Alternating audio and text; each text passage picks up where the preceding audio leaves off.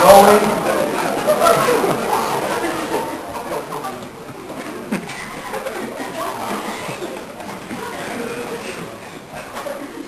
The first question going to Matt. Matt, in regards to future operations in Iraq, what would the plan be in terms of how long to leave troops there, at what troop levels, and when and under what conditions ought they be removed?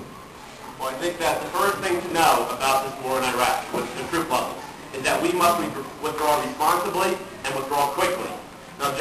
Now, which is exactly what Malachi and the rest of the Iraqi government now want when they support Barack Obama's plan over John McCain's plan, as John McCain is still fighting the war in Vietnam, not wanting to surrender. Not every single war is about winning and losing. Not every war has a winner or a loser. Now, specifically with the war in Iraq, we have spent $2.7 trillion on this war. 4,000 great American soldiers have died, and 500,000 innocent Iraqi civilians have died.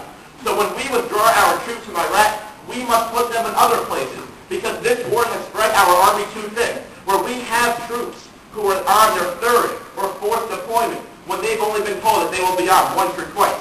So we need to, when we withdraw from our troops, to add more troops to Afghanistan, because Afghanistan had its most fatal year last year.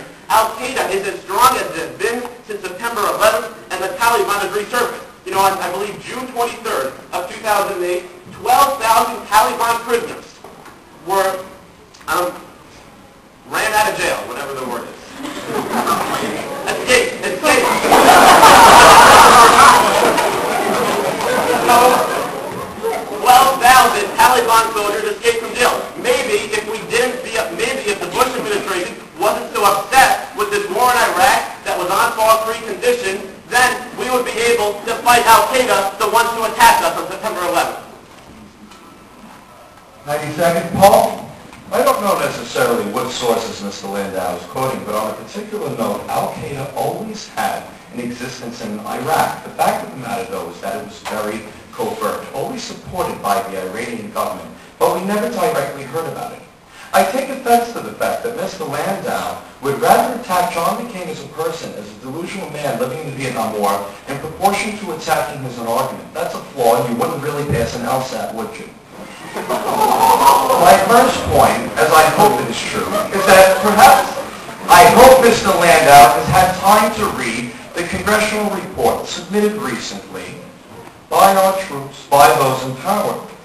It reads, violence levels are down throughout most of Iraq. Since the 2007 June report, deaths from ethno-sectarian violence are down nearly 90%.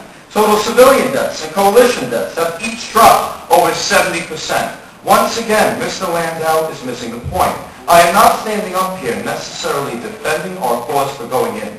But as FDR stated, we cannot change our horses in midstream. And now that we are there, we cannot leave until the job is done.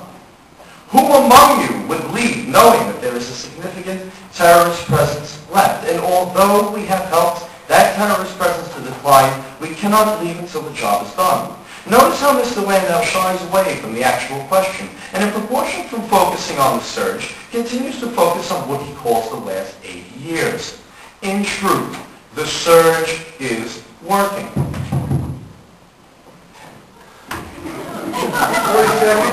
Well, Mr. Liggieri, let's talk about that report, but instead of you citing the June 2007 report, I'm going to cite the one from September 2008, the most recent report that was to Congress. Well, good for you. It's the same report, Landau. It's just on the third page. So let's talk about this report. Let's say when it says that security gains in Iraq remain fragile. When it says the Constitutional Review Committee failed to meet, which was a goal of the surge. When it says that the Iraqi criminal justice system is in peril, and when there was violence against judges. So if you want to use that report, then use all the report. But don't start misleading the information and only doing the side that reports to you. This report to Congress was another report to Congress was the Iraqi Study Group report, a bipartisan commission led by a Republican that said that the war was not working, and now the Measuring Stability and Security in Iraq report sent to Congress in September of 2008 say the same exact thing. Thank you very much.